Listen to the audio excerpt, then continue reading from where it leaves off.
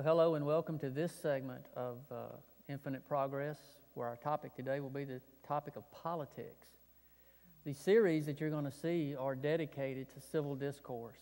We hope that as you watch these programs and you see the different worldviews that are explained, that you get a sense of how important some of these topics are.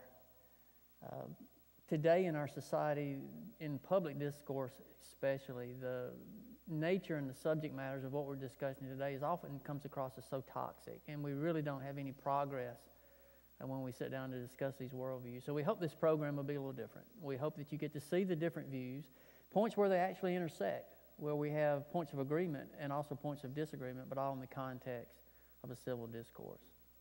So today our topic is politics, a very hot button, something that you hear a lot of today. And before we get into it, I would like to let you actually get an idea of our two guests here today and what they're going to be talking about in their background. So I'll give it to you, Landon. Hi, my name is Landon Mosley, and I'd like to thank you, Dustin, for coming out and engaging in this endeavor with us.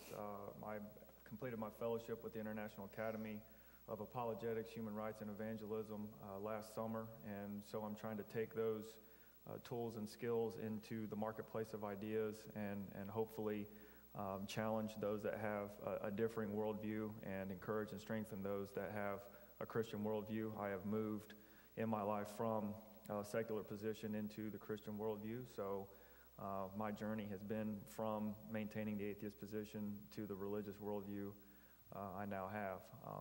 And I think Dustin is kind of coming from the other perspective. Yeah, thank you, Landon. My name is Dustin Chalker. It's a pleasure to be here today, and thank you, Tony, and everyone who's involved here, the crew and staff.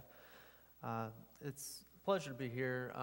I'm the co-founder and administrator of the Mobile Atheist Community, and I didn't start out as an atheist. You know, I was born and raised in a Baptist household, and throughout my late teens, I got into studying the Bible and studying logical arguments. And doing so led me in the other direction, and I ended up completely non-religious and secular, and that's where I find myself now and have been for about 10 or 12 years. Very briefly, married, father of 3 kids. I spent my early career in the Army, spent 9 years as a combat medic and Iraq veteran. Following that, I came out, went into a PhD in medical science program at my school, and I'm currently working with launching my own charitable effort, which has an interfaith element, and you can check that out at whogivesmore.com. No, thanks. All right, the subject of politics. So we have two different worldviews. We have the worldview of secular worldview and the Christian worldview.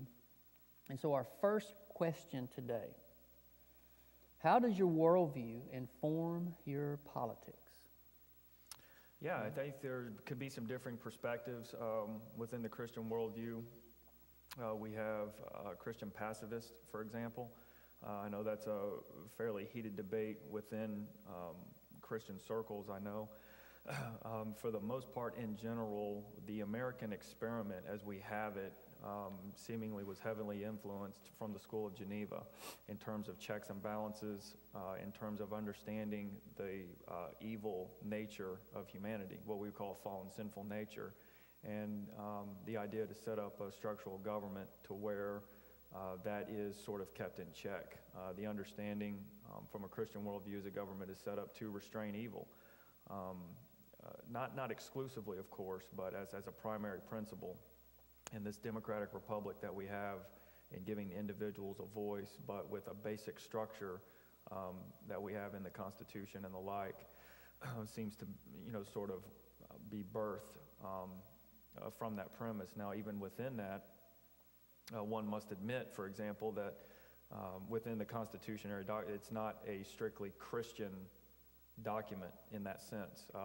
The name Jesus Christ is not mentioned anywhere in the founding documents, just that statements such as the inalienable rights that all of us have are endowed by our Creator. I think, as Dr. Fraser had said in his research in American history, that the best way to describe the framers of our Constitution would be rationalistic deists. So heavy influence by deism and certainly influenced also by rationalism. So if there was a sort of a conglomerate view that influenced America, it would be, again, the School of Geneva and John Locke, probably as much as anything. And so there's enough within New Testament Christianity to allow the Christian to be able to engage in almost any political circumstance. There's ideas if you're one of the individuals that are oppressed, there are certain principles and ethical prescriptions in there that would allow the Christian to operate within that system justly. I think one of the famous verses that's always brought out is render unto Caesar what is Caesar's. And I think the Christian community has struggled with that a little bit as far as how to do that, how to be in the world, not of the world, how to be salt and light, how to make a positive influence. And I think ultimately ideas of social justice, right to life, we take right to life pretty seriously because none of the other rights are going to matter if you're dead. And so we kind of start as that as a primary role. Not to make things overly partisan in today's contemporary American terms. I think as John Piper had said from the pulpit one time, we may be very, we may voice our opinions very strongly on the idea of right to life and be opposed, for example, to abortion. And then the very next week we may stand up for social justice. The idea that racial discrimination is something to be opposed. Well, one of those sounds very Republican, the other one sounds very Democrat. We're not too concerned with that. We're going to be very policy driven on a lot of those issues. How much involvement the government ought to have may vary from individuals like Tony Campolo and others that take a very heavy-handed government-involved view, all the way to where I would find myself, particularly with Dr. Marvin Olasky and the Faith-Based Initiative, the idea of the government actually removing itself as much as possible to allow charitable groups and organizations to be able to work within a free market. Within the aspect of politics is justice, to be able to build up a defense, to protect justice and implement justice, which we believe comes from God himself as he has dictated through his inerrant scriptures. And so we take that as our founding principle, the idea of religious freedom. I think one of the primary reasons that the term Jesus Christ is not exclusively mentioned is to allow for the freedom for other individuals to express their religious views. And probably in the earlier formation of this nation would have been Jewish individuals to express their Judaism. Probably wasn't as much of the other faiths, be that Islam, Hindu, and the like. Not to say that they were completely absent, but just the idea of to have a term that stating the "in God we trust" does not establish any particular religion in the sense that the government has infused money to a certain group. It simply is a statement that allows the expression of the individuals at any level in society to be able to express their religious convictions, again, within certain limitations. Obviously, we know freedom has limits. A great book that had recently come out by Os Guinness, A Free People's Suicide, he does a masterful job at illustrating that freedom has to have boundaries to it. Freedom does not necessarily mean absolute no restrictions for all individuals no matter what. There has to be a set framework to hinder that. For example, if a particular religious group, say a certain aspect of Islam, was to come in and want to implement some type of Sharia law, well, that would begin to suppress some of the rights and freedoms and privileges that the females in our society may have. And so we would not want to allow that much religious freedom out into the public square. And we understand that there are some difficulties here, things that need continued dialogue, things that need continued tweaking, which is why we have amendments and things to fix our past mistakes. But certainly, in allowing a free speech, free press, we welcome those. We welcome those types of dialogues to better understand our opponents, our individuals that possibly do not agree with us. But overall, the Christian basis and the Christian framework allows for the idea, again, of justice, of a good defense, of freedom, with responsibility, that it must have a certain moral code in order to have guidelines and boundaries upon that freedom. And we take high value with the aspect of equity. We're very concerned. You can't you can't very well be generous unless you have something to be generous with. And so we take value in property, in ownership, things along those lines. Those are a little more technical in economic theory, but they fit in the broad scheme of politics. But even within the Christian faith, understanding that there's various views within the political arena, but for the most part, the reason in today's contemporary terms you're finding more of the conservative evangelicals sort of fitting under what would be considered the Republican Party is probably some of those issues of, say, right to life, sanctity of marriage, and those types of things. But Dustin, if you would, go ahead and share possibly a secular perspective in this political arena. Sure, I'd love to. Well, I'd love to try. Yeah. See, I can represent secularism when it comes to issues of, church-state separation, and I will attempt to do that. I can't speak for all secular political perspectives because obviously, if you've tuned in for our ethics session, I'm not a liberal, I'm not a utilitarian, I'm not a socialist or a communist. I am a libertarian, economically conservative, socially liberal, and I believe in free enterprise and capitalism and all of those things. So, when I speak, when we're talking about church-state separation, that is going to be a pretty fair representation of what all atheists would agree with, but just bear in mind that as I veer off onto some of the other subjects, it may not necessarily reflect all atheists. So hopefully you'll have a future segment where you get to sit down with a socialist and try to hash things out. So from the secular perspective,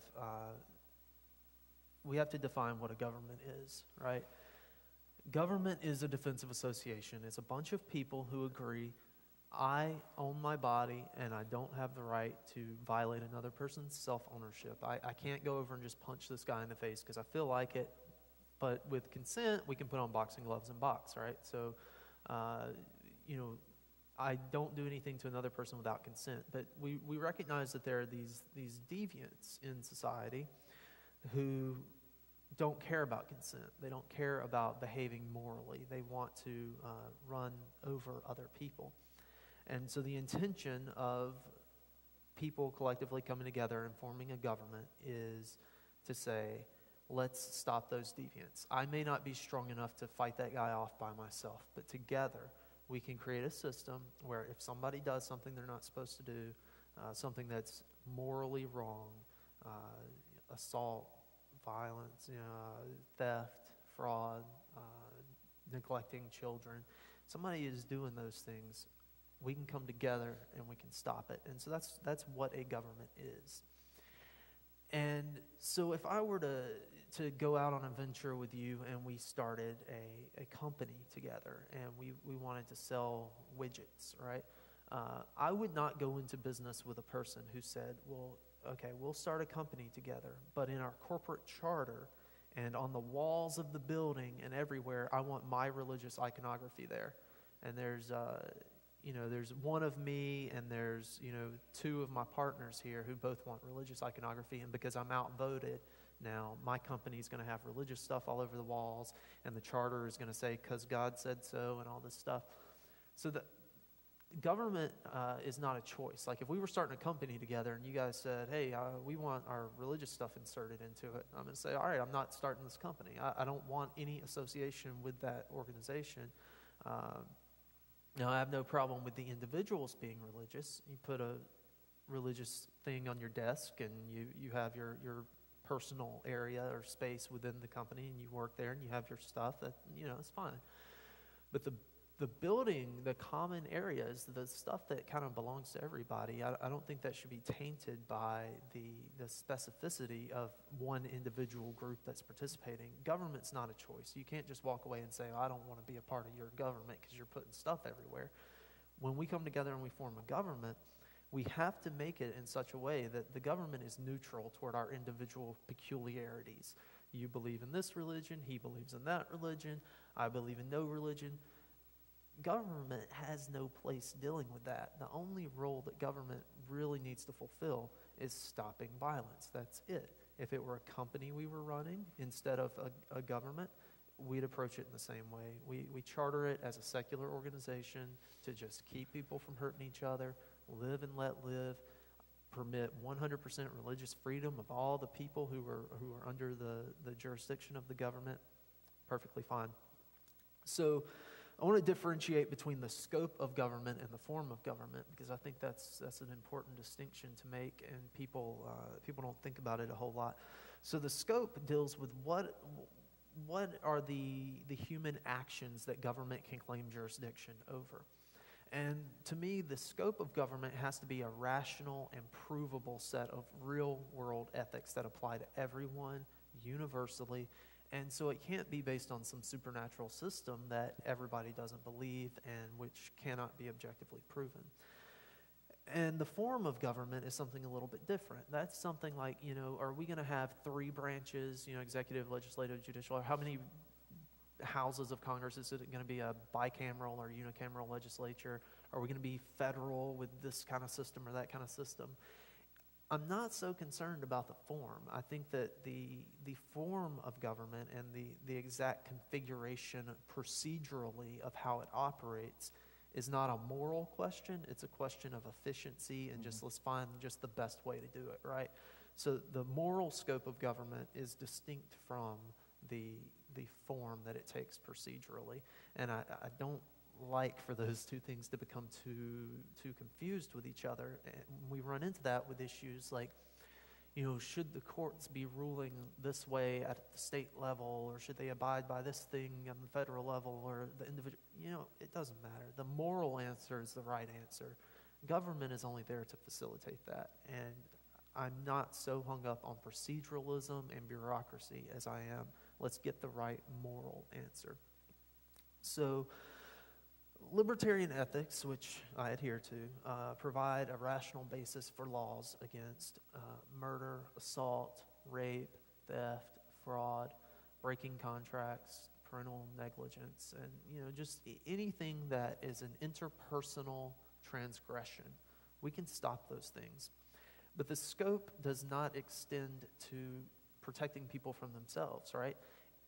For instance, if somebody wants to believe a religion that is harmful to their psychology or that is false or whatever, I'm sure we can agree, even though you believe your religion, we can agree that all the rest of them are false, right? So if somebody wants to believe a false religion, so be it. I have no problem with that. But you can never use those supernatural beliefs as a justification for acting aggressively toward another person. If it inspires you to do good, hey, go for it. But, we can find that inspiration outside of religion, and we can also find reasons to be good outside of religion. So, let's see. Fairness, to me, requires secularism. It requires neutrality. Secularism is synonymous with government being neutral. It does not mean a government being anti-religious. There's often a dichotomy drawn between the religion being inserted in government versus I'm being oppressed if I can't put my stuff all over our shared government building. Well, that's not really the case. The reality is that a neutral government is fair for everyone. A government that shows religious iconography is morally just as wrong as a government that puts up signs that say God is dumb, right? I mean, that would be atrocious. And as a non-religious person, I would oppose any government that oppresses religious people. If you put up symbols, an upside-down cross with a big X through it or something, I would not approve of that. I would absolutely oppose it. If we were 95% of the population and there was this tiny little religious minority, I would oppose that. It's not right for our shared government to have a dominion or a dominance of ideology one over the other. So I think our founders agreed, and I'll give a few very quick quotes to kind of show that. The supremacy clause of the Constitution, first I'll make the point. One of the things you mentioned is we're endowed by our Creator with inalienable rights. That is not in the Constitution. That is not a part of our government. The Declaration of Independence severed a previous government. It ended a government. It did not found or create a government. It is not a document of the United States government. The United States government is founded by the Constitution, which, as you mentioned, is a completely secular document. In the Supremacy Clause, the Constitution says, "This Constitution and the laws of the United States which shall be made in pursuance thereof, and all treaties made under the authority of the United States are the supreme law of the land." So the supreme law of the land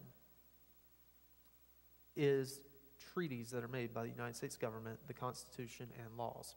The very first treaty that the United States made, in its opening sentence, declares, "The government of the United States is not in any sense founded on the Christian religion." It was founded as a secular government, a fair and neutral government under which Christianity, all other religions, and non-religion can coexist peacefully.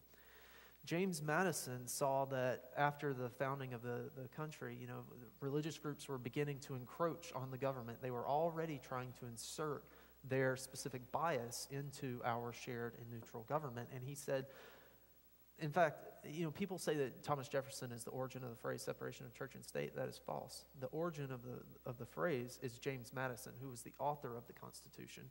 And he said, "Strongly guarded as is the separation between religion and government in the Constitution of the United States," which he wrote, "the danger of encroachment by ecclesiastical bodies may be illustrated by precedents already furnished in their short history." So already, he saw, I just wrote this Constitution. He just wrote it, and, everybody just signed it, and we all just got on board. And already there was these domineering churches trying to dominate everybody else. And so, I think the real dichotomy we need to look at is not, is it religious people or non-religious people, we're going against each other. That is the wrong dichotomy to look at. I think we need to think about, there are people who support fairness and neutrality and a government that doesn't favor one side or the other. And there are people who want their side to have domination over the others. I think that's the real dichotomy here when it comes to secularism. And I fall on the side of fairness and inclusiveness, and I would oppose any government that favored my side over others. And, I hope that is a point of agreement between us and between most religious people, because it's a fair approach to governing. Good. One housekeeping note, the treaty that Dustin was referring to was the Treaty of Tripoli, and it was actually written by the ambassador Joel Barlow, which is no relation to the one sitting here, so I just wanted to say that. Very good. Now, points of agreement. We have seen historically in politics that we've had some very prominent personalities, Benjamin Franklin and John Witherspoon, who have found common ground to work on politically. So they found certain points of agreement. What points of disagreement do you guys see where a secular worldview and a Christian worldview can come together in the area of politics? I think one of the big ones that Dustin had was government defense and the punishment of criminals. We obviously would definitely coincide with that. You implemented a free market. We love the idea of freedom. Christians have a doctrine of vocation that allows the individual to serve their community with their gifts that they have and with certain strictures as far as honesty, what we take from the scriptures, which would be balanced scales, things of that nature, that we are to treat people fairly, not be deceitful in our pricing and our product and our service. And what you had mentioned as far as government-sanctioned oppression of any one group over another. We certainly find all forms of agreement in that. The idea of an attempt to be neutral, fair,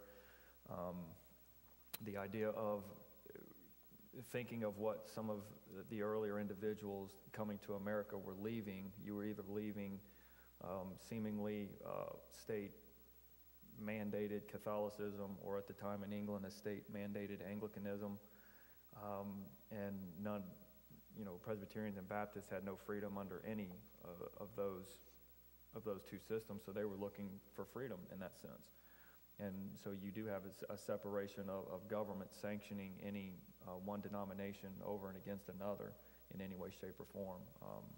I think maybe, Dustin, you would agree with this or not, but I think even depending on what tax code we would agree upon. I think charitable organizations, whether they be secular or Christian, the church-based, what we call parachurch ministries, ought to have, tax-deferred benefits because of the activities that they're engaging in. Those are certainly some things that I would hope we would find agreement on. But I think in general, Tony, as you mentioned, you had two individuals with seemingly different worldviews are still finding a way to cohabitate with one another and are agreeing on certain fixed principles. Whether they agree of how we got to those points or not, of all the individuals that signed the Declaration of Independence and, later into the Constitution, the members of the House and the Senate in the earlier part, overwhelming majority of them were signed registered members of local fellowships of that time period. So obviously within whatever framework was there was certainly a freedom for that religious individual to exercise their faith actively, even in the government sector, yet with certain restrictions. And I would hope we would agree with that. The idea of restraining, for example, we're not trying to duplicate the failed theocracies of Geneva, London, New England, and those type areas. For example, we don't want to implement Sabbath laws as such. Now, if within the aspect of certain... Audio failure. Mic check. Okay. It's just you. Oh, is it just me? Yeah, he's off. I died. That's a good thing about cut. Yep, my battery died. Dead battery. Tell you what, I'll give him mine. I'll use the mic. Yep. Watch this. Come prepared. Yeah, it's saying low battery. You cut? Well, just keep rolling and Okay. edit it. We're going to swap. It's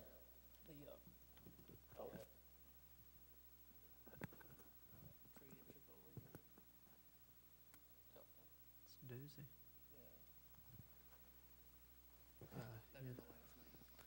Yeah. Y'all lucky I didn't get into John Adams, man. He's got a killer quote. It's just too long. I felt like I was going over my time, so I pulled back on that last one. I might slip it in toward the end. Check. Okay.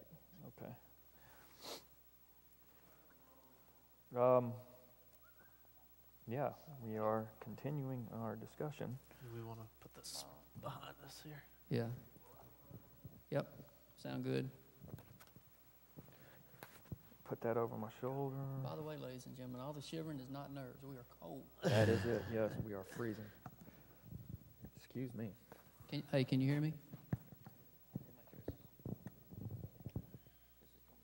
All right. Make sure I don't do this. Okay. All right. And where were you at? You were actually talking about the common. Yeah. Just pick it up now. You can. Okay. I'll get this right. I don't even know exactly where you were. I don't either. Where you were in the flow. It was kind of, I think, wrapping up the tail end of just coming together. Do we want to just take it from the top on that question? You asked points of common agreement. If you want to take it from the top on agreement, It'll be smooth. and maybe That's fine. you've had time to process it That's We're fine. just going to take it from that last question. from agreement. All right. Everything's still rolling then? Just go with it? Okay, we've seen how worldviews and you guys' different perspectives on worldviews actually inform your politics. Points of agreement. There are historical examples of some very prominent men in politics who found common ground to work together on. And men that would come to mind would be Benjamin Franklin and John Witherspoon. And they found some common ways to work together. What are some of the agreements that a person who's holding a secular worldview and a Christian worldview can have when it comes to the area of politics? Yeah, and I think from what Dustin presented, we find a couple similarities. The idea of government being established for defense and punishment of evil. One of the primary roles that we see that the government ought to do is restrain evil, and that's certainly something that we can agree with. He mentioned free market, the idea of the individual. Christians have a doctrine vocation and wanting to have the freedom to be able to utilize their gifts out into the marketplace without constraint. Now, obviously, with certain strictures, there's a conviction with Christians that, for example, to not use imbalanced scales, to be honest, to have integrity, to basically state truthfully what the product is, offering a fair price, and engaging the marketplace that way. The fact that another point of agreement would be government-sanctioned oppression on religion or any group of non-religious people. When you're talking outright condemnation or oppression or an aggressive pursuit of individuals who have a particular ideology or maybe are expressing their freedom of speech in a way that doesn't seem pleasant, whatever the case may be. Those are things that we want to be able to defend and we can get behind. And the backside of that is, individuals may say things that are uncomfortable to us, just as we may be saying things that are uncomfortable to them. But ultimately, we want to allow for freedom. And I think as there's a spillover into the public and private arena, I think we agree on the benefits of private property, private ownership, and those kind of things. What individuals do in their own private home are not to be, overly legislated in a sense. But in the public, for example, I'm thinking of things such as indecency. I think most people want to have the freedom to go out in the public and expect a certain level of decency as far as clothing, covering,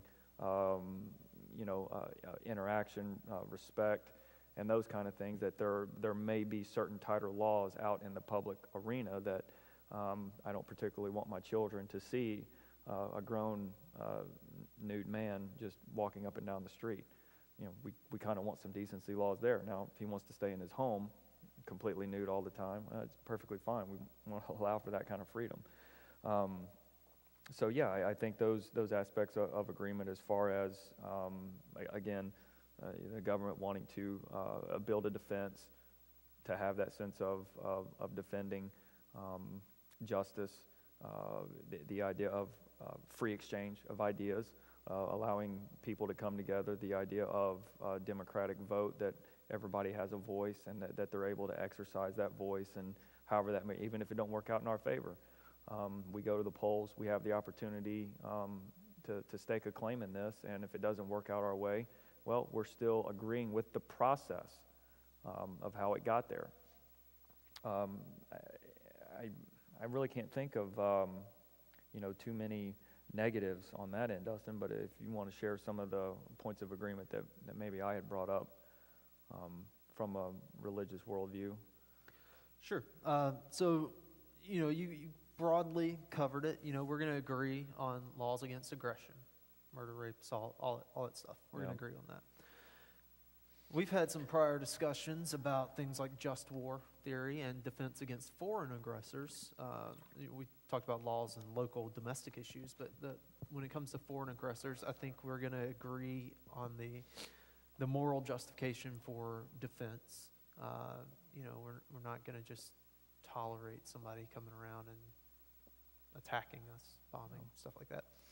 So, coming together to help defend against foreign aggressors, we're going to agree on that.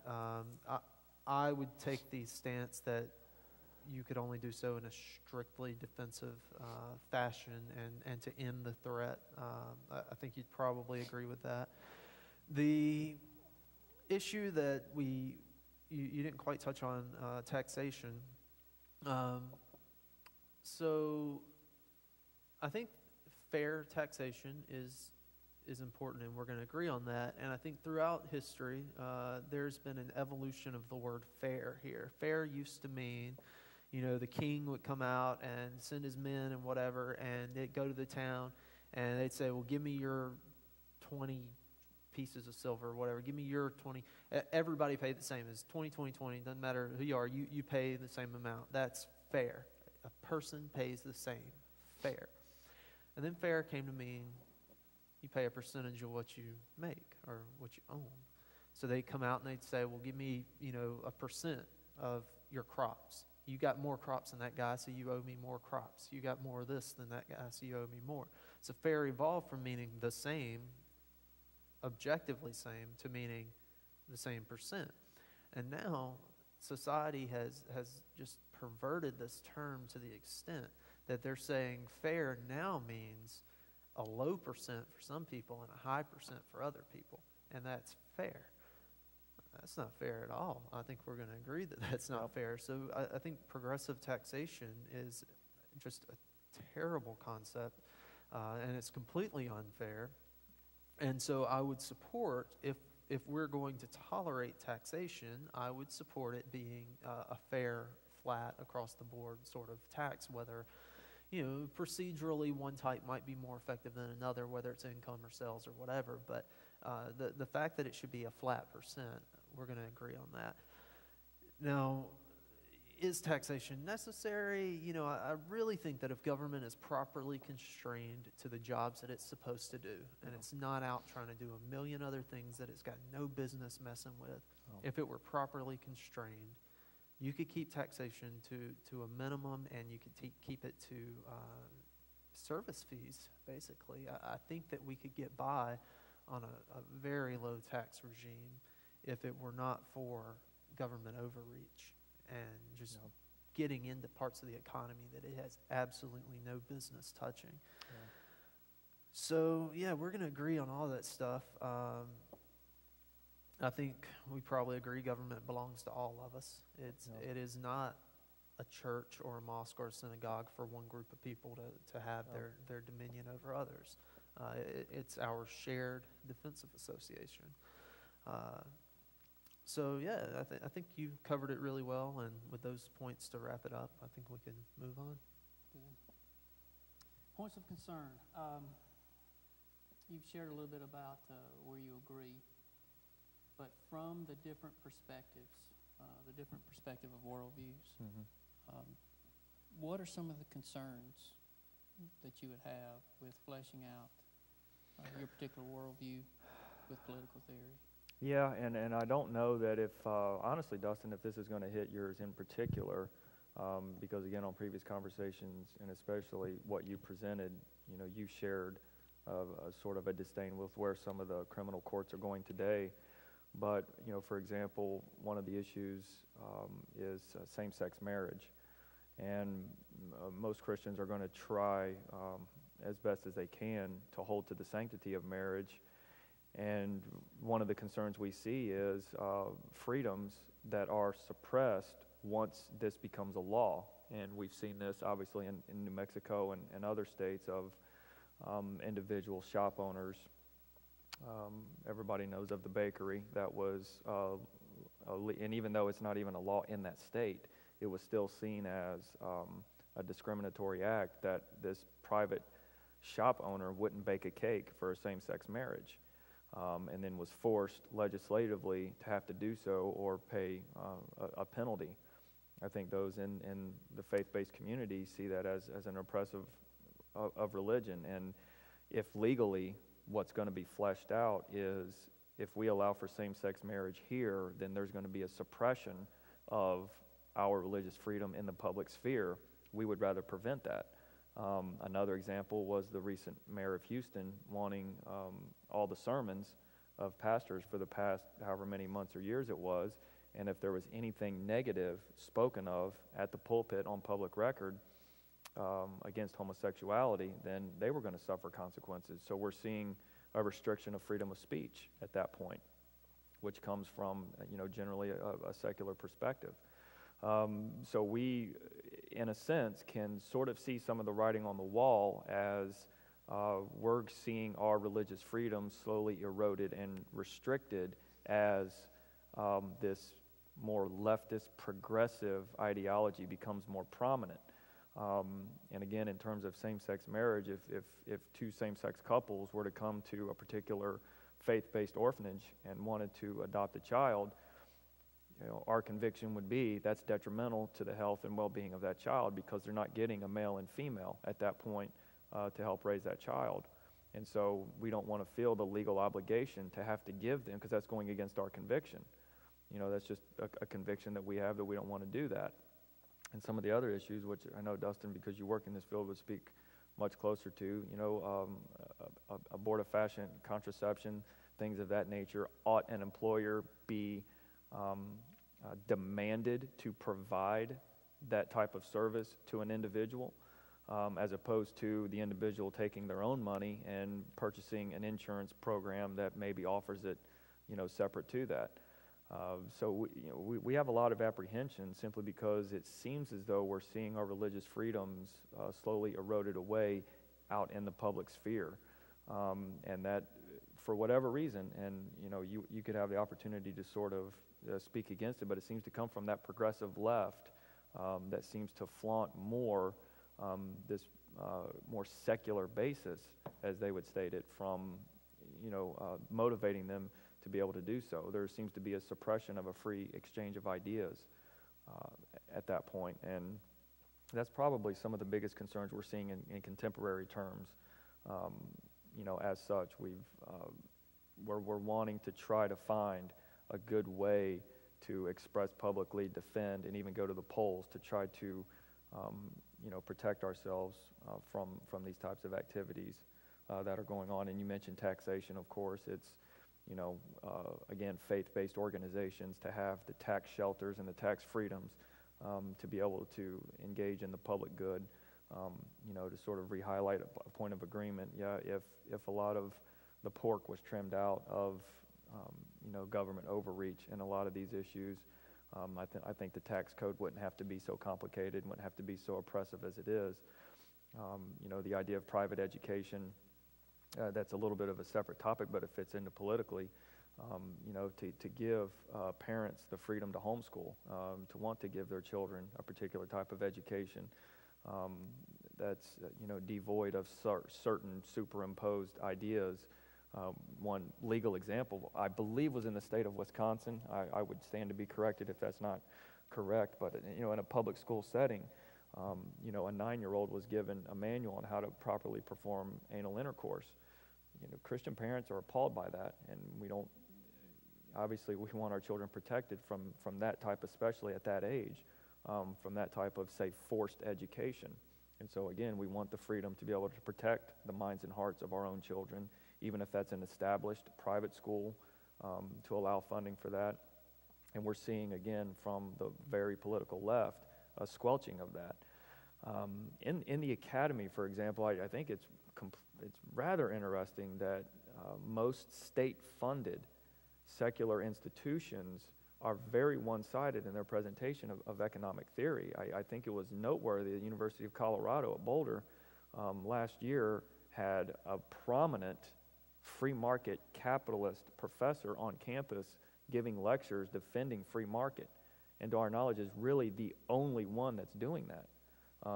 A lot of state-sanctioned universities are not even allowing the education, proper education, to where people can even hear the free market capitalist approach. So, there's a suppression at the educational level. A university is supposed to be a free exchange of ideas, and they're not even really getting it. At the University of North Carolina, Chapel Hill, Mike Adams is in a very serious lawsuit as a professor trying to defend, his religious freedoms as an instructor, sticking to the course, but simply having the freedom to be able to express counter perspectives regardless of what religious persuasion it is. He's having to go through the criminal courts and defend his right as a professor to be able to teach a free exchange of ideas. There's a complete squelching and a suppression of that. And so those are some of the concerns. And we would think that within a Christian framework that we're going to allow for certain freedoms to be able to do that, but not have these legislated mandates to go against our consciences of what we think is morally right. So, yeah, if you would, Dustin, kind of share what you think are concerns that maybe the religious worldview is bringing to the political arena. Yeah, absolutely. So the secular libertarian perspective is a set of really solid moral principles that can be applied to any number of situations, and you always get a really good answer for how you should behave. And it can even be applied to the process of forming a government and in terms of what laws should exist, what's the proper scope of government. You can get all of that just from the simple concept of self-ownership. It all follows logically from just self-ownership. Everything else follows. So I think with the religious approach to ethics and the divine command theory, you have, instead of a principle that gets applied, you have this exhaustive list of hundreds of individual rules for certain situations. And, I believe that in the process of that, the divine command theory fails to differentiate between those rules which apply to the believer and those rules that you can apply to other people and enforce on other people. There's absolutely no clear line and distinction between which are which, and so it's left to this really arbitrary approach. And so I would suggest that the religious approach leads to trying to legislate issues that are not really moral issues that ought to be written into law. And we could get into those examples like marriage equality and prohibitionism. I mean, the idea of alcohol prohibition and drug prohibition. We have the empirical evidence that prohibition leads to higher crime rates, not just the crime that they're breaking this new law, but violence associated with those substances. It leads to higher abuse rates, and it decreases the medical treatment that's available to addicts. And I think that if we liberalize the substance issue, then the result is that we get more treatment, we get less abuse, and these people are able to seek help. We look at marriage equality. All right, marriage, if you come into a church and you have a ceremony, a wedding here in your church, that's a religious ceremony. But that is not what marriage is. Marriage is a contract between people who are agreeing to be life partners. I am married. I married my wife. We sat down, we signed a contract together that we share certain things, that we love and care for one another, that we have rights and responsibilities toward one another. It is in every way a secular contract between two non-religious people. And it is perfectly possible for two homosexual people to enter into that same contract and adopt the same rights and responsibilities toward one another.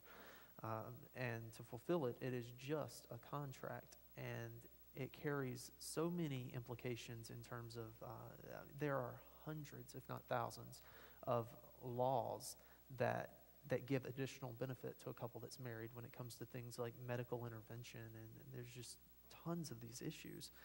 And I think that they should have equal access to that contract that anybody else does. I believe it's an act of force to tell another person, nope, you can't sign that contract. You agree and you agree, but I don't agree. You can't sign that contract. That is aggression against them, and I can't support that.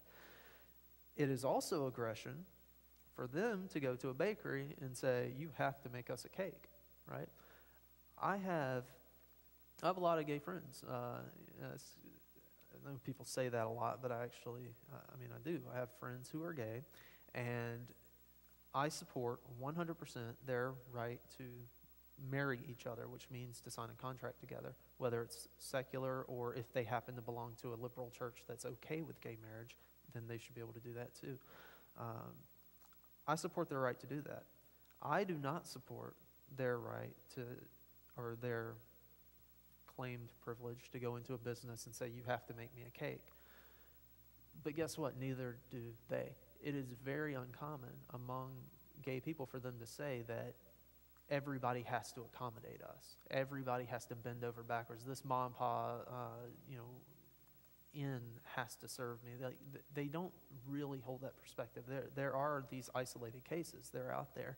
And occasionally a judge rules a certain way. But I know that it is not universal among gay people to say, we're just going to go out and make other people give us things that they don't want to give us. If you don't want to do business with them, don't do business with them. I think that the appropriate response to a business that says, we don't serve homosexual people, we don't give you cakes for your wedding, we don't make dresses or whatever, we're not going to do your tuxedo when your husband's standing right there, whatever the case is. The proper response to those is not, hey, let's legislate those businesses out of existence. Let's get a judge to do this and that. No, that's aggression. That's the wrong way to approach it. I think that social pressure, those of us who are okay with gay people, which is a lot of us, religious and non-religious included, we should socially ostracize people who discriminate. That is the appropriate response to discrimination. That is the non-aggressive response to discrimination. If I see somebody who's treating other people poorly because of their religion or because of whatever, I'm not taking my business there. Me and my wife are not going to buy a straight wedding cake from them. We'll go to somebody that's more inclusive and open. That's the real appropriate social response. So, I think that's the biggest challenge, though, is differentiating what is a rule that just applies to you as a religious believer, and what is a rule that you think you have the right to enforce onto everybody else. If you don't have a clear distinction between those things, and the Bible doesn't provide it, you need to figure it out. And I'd suggest libertarianism. That's just, personal suggestion there. On the subject of abortion, it's a sticky issue, and it's even stickier by the fact that I think both sides are wrong. So the belief that you can wait until the last minute and have an abortion, that's ridiculous. Absolutely absurd that, somebody can have a late-term abortion outside of extreme medical circumstances that make it necessary.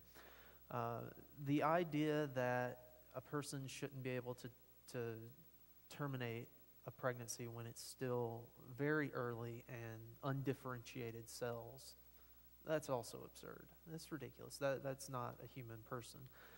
Human personhood and agency as an absolute objective requirement, no matter what your religious beliefs are, in order to be an agent, a person, you must have a brain.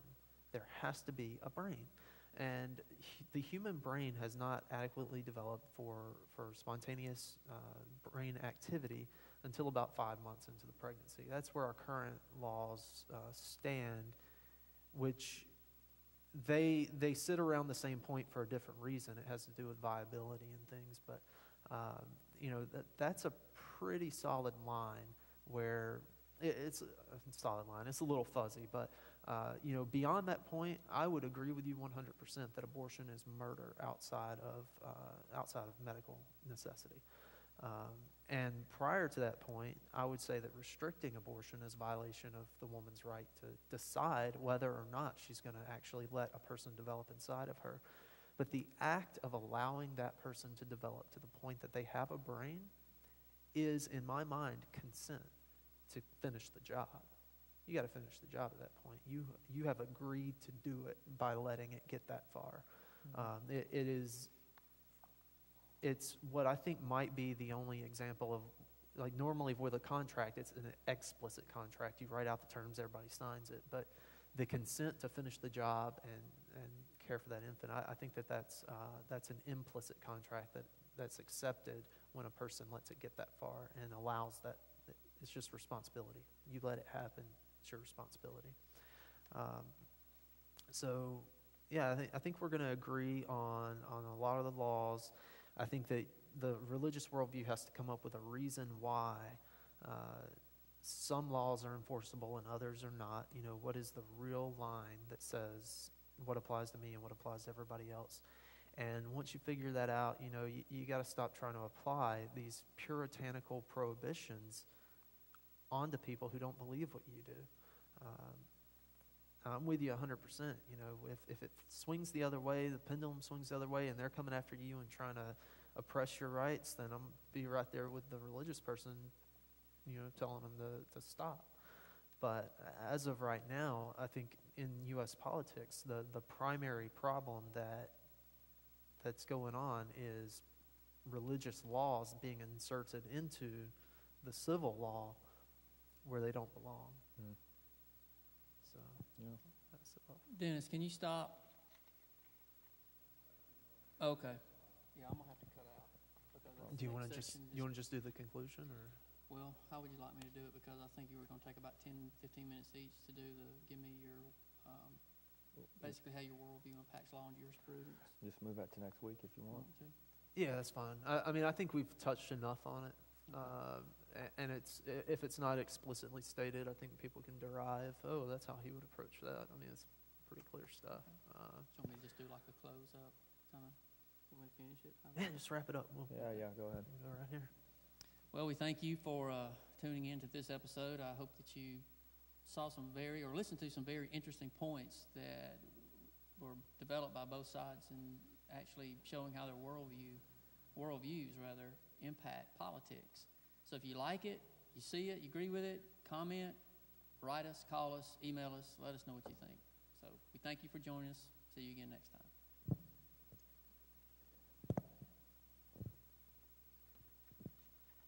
How long was that segment in general, Dennis? Did we go the full hour, or did we? Okay. With the piece that's getting cut, though, it might be right at an hour. Okay. All righty. Ooh, son. That was pretty good. Heavy duty. Yeah. Heavy duty. Yeah, I think we did less history, which I like. We did more ideas. Yeah. I'm more into that kind of stuff. I'll turn this off. Just hold this to turn it off. Or... You gonna run for office? Hey, it's been a pleasure. That's all right, hands. I can't run for office.